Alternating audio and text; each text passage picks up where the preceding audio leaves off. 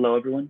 Thank you for taking the time to come and hear me speak today. My name is Nektarios Hagler, and my project is titled Building Smoke-Ready Communities in Washington State, How to Prepare, Not React. I did my internship with Region 10, the EPA, and my site supervisor was Mr. Michael McGowan, and the faculty advisor was Dr. Elena Austin.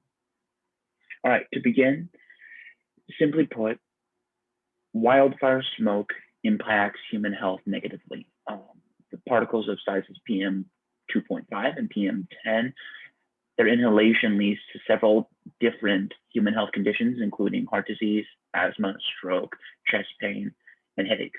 Now, why do we care? Simply because, as we know in figures 1 and figures 2, the frequency and severity of human-driven climate change has increased the frequency and severity of wildfires. And because of this, I asked the question, what actionable steps do we need to take to build smoke-ready communities in Washington? Now, over the course of my internship with Region 10 and EPA, I assisted on several different projects, but my research was mainly focused on interviewing experts in the field of smoke management, asking questions about the opportunities, challenges, and communication strategies they saw in their fields, and then using their answers to come up with concrete solutions. I interviewed different experts from the fields of the Washington State Department of Health, the U.S. Forest Service, Tribal Air Quality Programs, the Environmental Protection Agency. I did 7 interviews in total, and after these interviews, I was able to come up with a thesis that we can build smoke-ready communities in Washington by acting immediately and implementing concrete solutions. And I argue in favor of 4 specific solutions.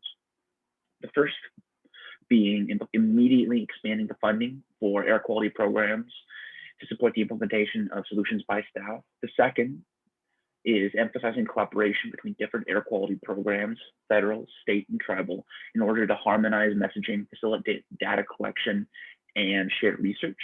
The third being increasing the amount of research into the use of prescribed burning so that we can solidify a statewide position on its use. And the fourth being encouraging the use of targeted social media to share smoke management messaging with the community. Finally, the broad implications of this research, I think, are very important. If these concrete solutions, they're based on the responses of experts who are working in the field. And I think that if we were able to implement these solutions, there would be a lot of benefits. And we have precedent for doing so.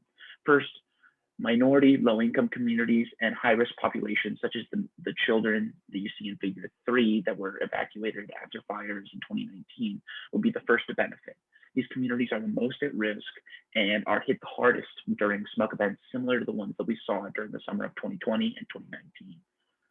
Also, communities and public health officials would be better prepared for issues with intersectional risk. For example, solutions that combat the health impacts of wildfire smoke also often limit the transmission of COVID-19. That's one example.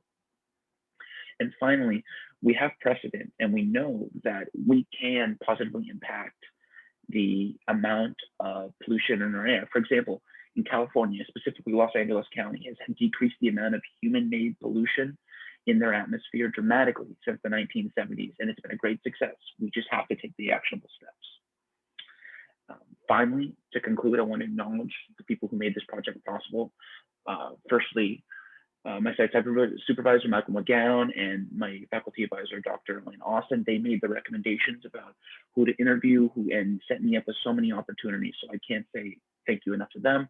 And also to all the experts who participated in the interviews. It was incredibly helpful and they shared their knowledge. So with that, thank you for coming and hearing me speak, and have a good rest of your day.